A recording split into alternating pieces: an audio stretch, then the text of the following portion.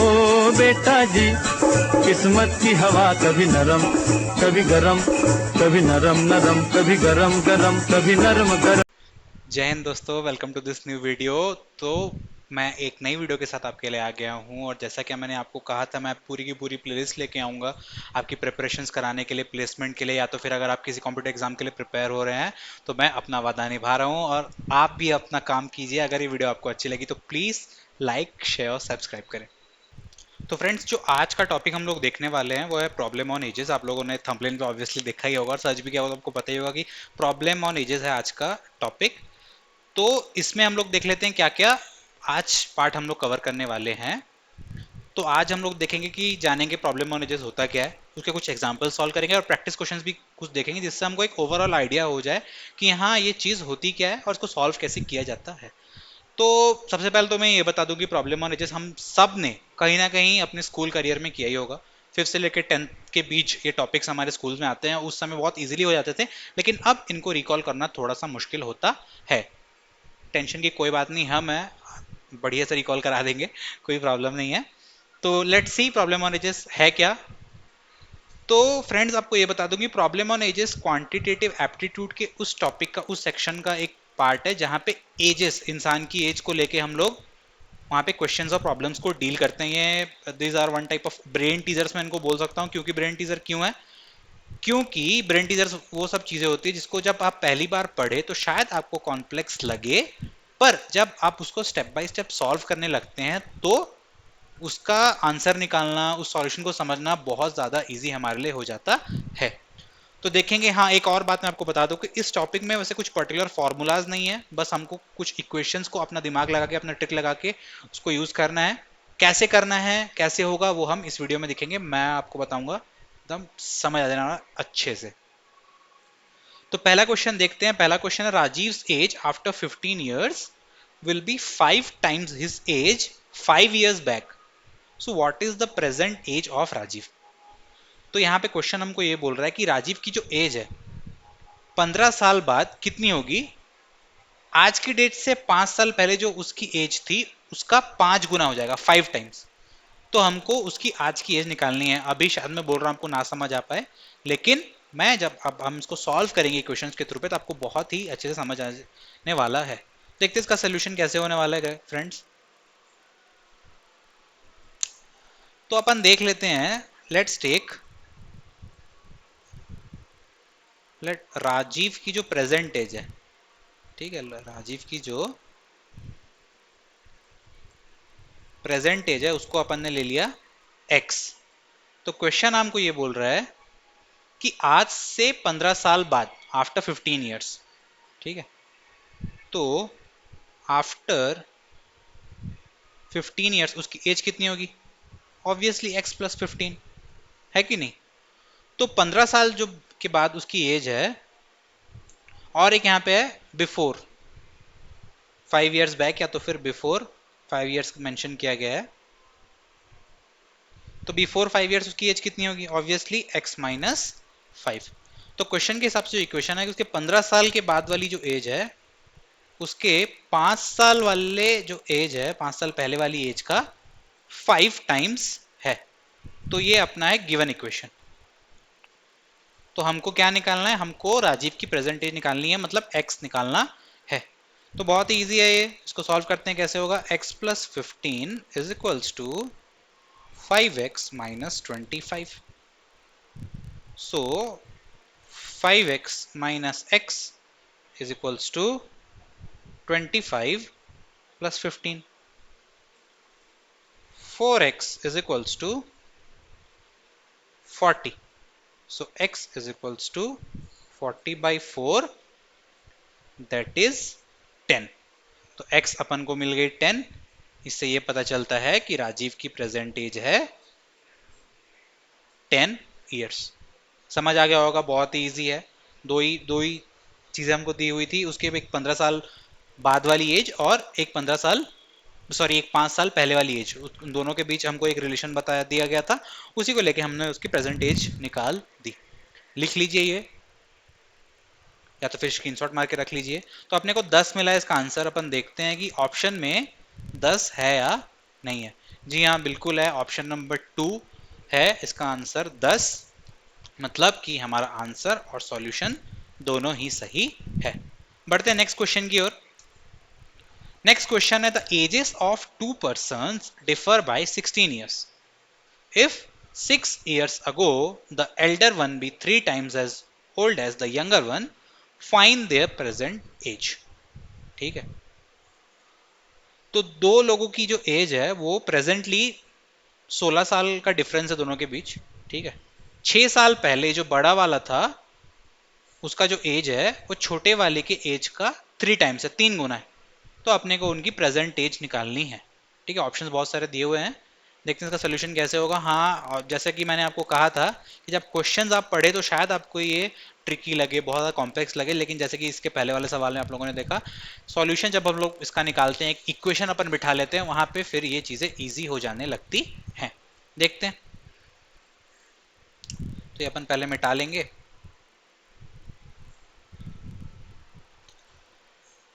तो अपन को ये बताया है कि दोनों की एज का डिफरेंस है 16 ईयर्स। ठीक है, so let the younger one, जो छोटा वाला है, उसकी प्रेजेंट एज अपन ले लेते हैं x।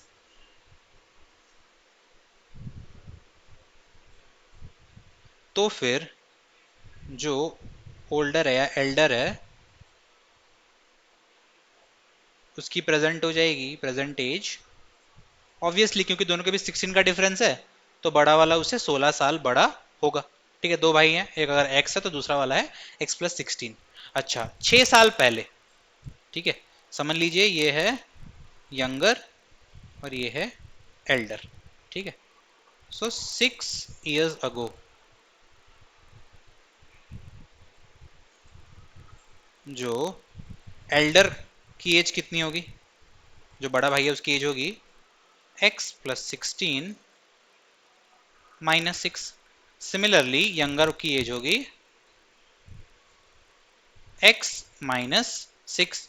इसको अगर सिंप्लीफाई करके लिख दूं तो हो जाएगा x+10, और ये तो अपना x-6 है ही। ठीक है, तो ये 6 साल पहले की एज है। अच्छा, 6 साल पहले जो बड़ा वाला है, ठीक है, जो e है, 6 years अगो जो e है बड़ा वाला, वो छोटे वाले की एज का 3 टाइम्स है। हाँ, यंगर का 3 टाइम्स है। तो 6 साल पहले अगर मैं यहाँ पे एक इक्वेशन पुट करूँ दोनों की एज का, तो अपन को मिल जाएगा ये x+10 is equals to 3 times of y। y यहाँ पे अपना क्या है, x-6। तो ये अपन को मिल जाएगा x+10 is equals to 3x-18। तो ये हो जाएगा 3x - x is equals to 10+18। 2x is equals to 28, x is equals to 28/2 that is 14। तो अपन को मिल गई x मिल गई 14, मतलब छोटे वाला जो है यंग वाला उसकी एज अपने को मिल गई। ठीक है, ये एज किसकी है, यंगर की, लेकिन अपने को दोनों की निकालनी है। तो अगर उसके बड़े भाई की निकाला जाए तो प्रेजेंट एज उसके बड़े भाई का था x+16, यहाँ पे अपन ने देखा था प्रेजेंट एज, तो वो हो जाएगा 14+16 दैट इज 30। ठीक है, तो 30 है एल्डर ब्रदर की एज। ठीक है, दोनों की एज अपने को मिली 14 एंड 30। तो this is the final answer. अच्छे से देख लीजिए शुरू से लेके आखिरी तक, आपको समझ आ गया होगा, इसमें कुछ भी कॉम्प्लेक्स नहीं है। या तो लिख लीजिए या तो स्क्रीनशॉट मार के रख लीजिए। मैं तो हमेशा आपको यही सजेस्ट करूंगा कि आप इन चीज़ों को लिख के रख लीजिए। ठीक है, हमेशा एक कॉपी पेन पकड़ के बैठिए जब भी आप अपना कोई भी लेक्चर देखें, मेरा लेक्चर देखें या किसी और का भी लेक्चर देखें। मैथ्स आप जितना आप उसका एक हैंड्स ऑन करेंगे, आप जितना उसको लिखेंगे, जितना उसको प्रैक्टिस करेंगे, उतना ही आपको समझ आएगा। सिर्फ देखने से कुछ नहीं होता। ठीक है, तो अपन आंसर इसका एक वेरीफाई कर लेते हैं, आंसर है या नहीं। जी हाँ है, option number A that is 14 and 30। इसका मतलब अपना आंसर और सॉल्यूशन दोनों ही सही है। बढ़ते हैं नेक्स्ट क्वेश्चन की ओर। नेक्स्ट क्वेश्चन है कि जो the product of ages of Ankit and Nikita is 240। If twice the age of Nikita is more than Ankit age by 4 years, what is Nikita's age. ठीक है, क्वेश्चन एक बार और पढ़ लेते हैं। जो निकिता और अंकित की एज का प्रोडक्ट है वो है 240। अगर मैं निकिता की एज का ट्वाइस कर लूं तो वो अंकित की एज से 4 इयर्स ज्यादा है। तो निकिता की प्रेजेंट एज क्या है? ठीक है, okay, let's see how can we do this.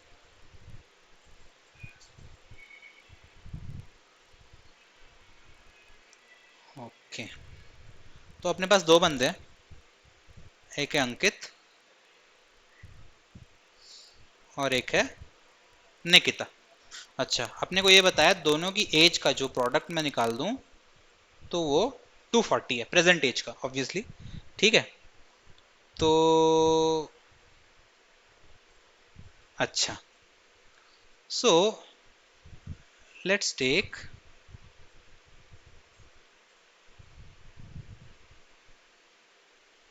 अंकिता's age be X. ठीक है, और निकिता की एज अपन ले लेते हैं वाई।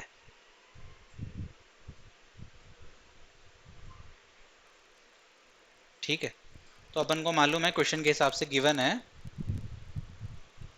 कि x इंटू वाई है 240। ठीक है, इसका मतलब ये कि जो y और x का रिलेशन अगर मैं निकालने जाऊं तो 240/x होगा। ठीक है, तो अगर मैं यहां पे लिखूं अंकिता है, अंकित सॉरी, ठीक है, बुरा मत मानना अंकित आपको अंकिता बोल दिया, तो अगर कोई भी अंकित ये देख रहा है आई एम सॉरी। ठीक है, गलती से हो गया। तो अंकित अगर x है तो Nikita will be 240/x। Got it? ठीक है, यहाँ पे भी मैंने अंकिता लिख दिया यार, सॉरी सॉरी, मेरी एक फ्रेंड है अंकिता, तो शायद उस वजह से हो जा रहा है। तो ये अपन को रिलेशन मिल गया। और दूसरा अपने को रिलेशन ये दिया है कि निकिता की एज का ट्वाइस है वो अंकित के एज से 4 ज्यादा है।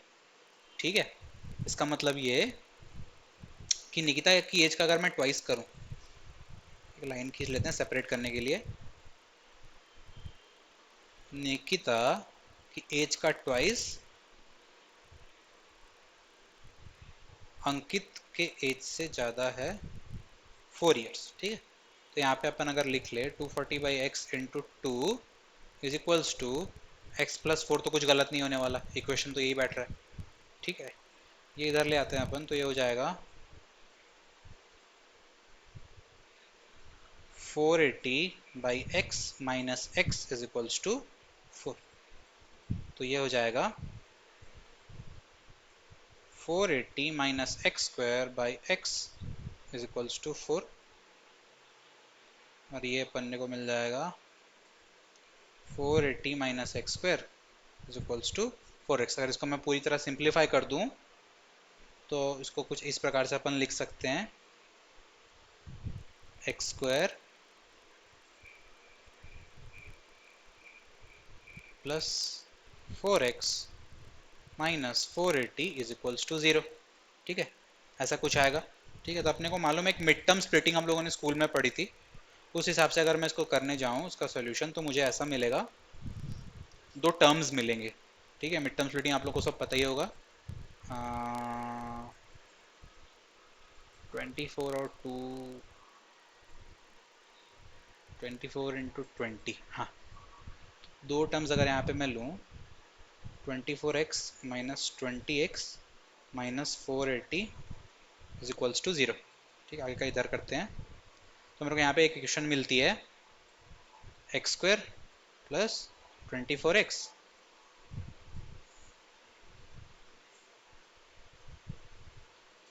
Minus 20x minus 480 is equals to 0। x अपन ने कॉमन निकाल लिया, यहाँ पे अपन ने कॉमन निकाल लिया 20, तो मिल गया। तो दो टर्म अपन को मिल रहे हैं, एक मिल रहा है x माइनस 20 और एक मिल रहा है, तो इस कंडीशन में क्या होता है फ्रेंड्स, x की वैल्यू या तो होती है 20 या तो फिर -24। तो जैसा कि आप लोग को पता है किसी का एज माइनस में नहीं हो सकता, तो ये वाला आंसर तो होने से रहा, तो बचा 20। तो तो अपन को मिल गई x की वैल्यू 20। ठीक है, तो ये है x मतलब अंकित की एज। ठीक है, अपन को निकालनी है निकिता की एज। ठीक है, तो निकिता जो है, ठीक है, अपन ने देखा था Nikita is equals to 240/x। तो ये हो जाएगा 240/20, दैट इज 12। तो निकिता की एज है 12। एक बार अच्छे से आप देख लीजिए ध्यान से। मिड टर्म स्प्लिटिंग यहाँ पे यूज हुआ है, शायद 5th या 6th क्लास का कंसेप्ट है, बहुत ही ईजी है। आप लिख लीजिए या तो फिर स्क्रीनशॉट मार लीजिए। ठीक है, तो अपने को आंसर मिला 12 निकिता की एज। ये अपन क्रॉस वेरीफाई कर लेते हैं ऑप्शन में है या नहीं। जी हाँ, बिल्कुल है, ऑप्शन नंबर 3। तो अपन का सॉल्यूशन और आंसर दोनों ही सही है। ठीक है, बढ़ते नेक्स्ट क्वेश्चन की ओर। आई होप वो लोग जो भी आप प्रीवियसली हम लोग सॉल्यूशंस कर रहे हैं, आप उनका स्क्रीनशॉट या तो फिर अपने कॉपी में लिख ले रहे हैं, को बाद में बहुत ज़्यादा काम आने वाले हैं। तो अब देखते हैं next question. The present age of a father is 3 years more than 3 times the age of his son. 3 years hence, father's age will be 10 years more than twice the age of the son. Find the present age of father. थोड़ा complicated question है, वापस से पढ़ते हैं कि जो father की present as है वो उसके बेटे के एज से 3 टाइम्स प्लस 3 है, मतलब 3 गुना और 3 साल ज्यादा है। आज से 3 साल बाद 3 years हेंस फादर की जो एज है वो हो जाएगी उसके बेटे के एज के ट्वाइस प्लस 10 years। तो अपने को यहाँ पे फादर की प्रेजेंट एज निकालनी है। ठीक है गाइस, क्वेश्चन तो आप लोग जब देख रहे होंगे बहुत ज़्यादा कॉम्प्लिकेटेड लग रहा होगा, लेकिन उसमें उतना कुछ होगा नहीं। अपन सॉल्व करके देखते हैं, इजीली हो जाएगा शायद।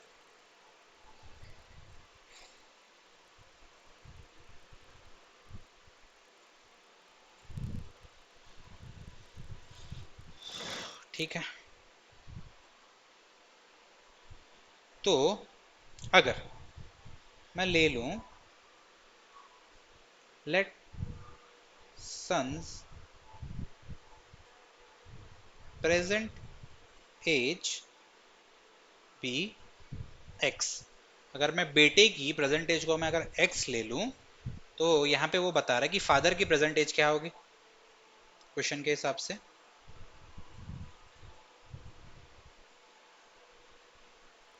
फादर की प्रेजेंट एज हो जाएगी उसके 3 टाइम्स और 3 ईयर ज़्यादा, 3 year more than 3 time the age of his son. ये अपना पहला ही क्वेश्चन है। ठीक है, उसके बाद बोल रहा है कि 10 ईयर्स 3 ईयर्स हेंस, आज से 3 साल बाद। ठीक है, तो 3 ईयर हेंस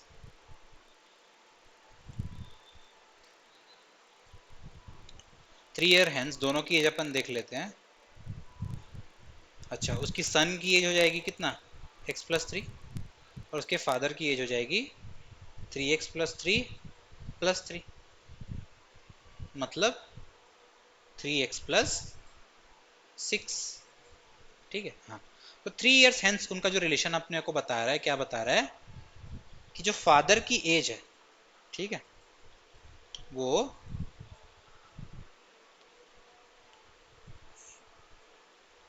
उसके बेटे की एज का 2 टाइम्स प्लस 10 ईयर्स मोर। ये अपना फाइनल इक्वेशन मिल रहा है यहाँ पे। देखते हैं इसका सॉल्यूशन कैसे बनता है। ठीक है, 3x+6 is equals to 2x+6+10। तो ये हो जाएगा 3x+6 is equals to 2x+16। 3x minus 2x is equals to 16 minus 6, so x is equals to 10। अपन को x की वैल्यू मिल गई, मतलब ये क्या है, सन की प्रेजेंटेज अपने को मिल गई। ठीक है, ये अपन को निकालना क्या है, अपने को फादर की प्रेजेंटेज निकालनी है। तो फादर की एज क्या होगी, 3x+3 अपने को मालूम है, तो ये हो जाएगा 3 × 10+3, दैट इज 33 ईयर्स। ये है फादर की एज। ठीक है, देख लो बच्चों, आप लोग को अच्छे समझ आ गया होगा। यहाँ पे थोड़ा सा जो भी ट्रिक है इस इक्वेशन पे है, ये अपने को ये बता रहा है कि 3 साल बाद वाली जो एज है वो फादर की एज है, ये फादर की, और ये है सन की एज है।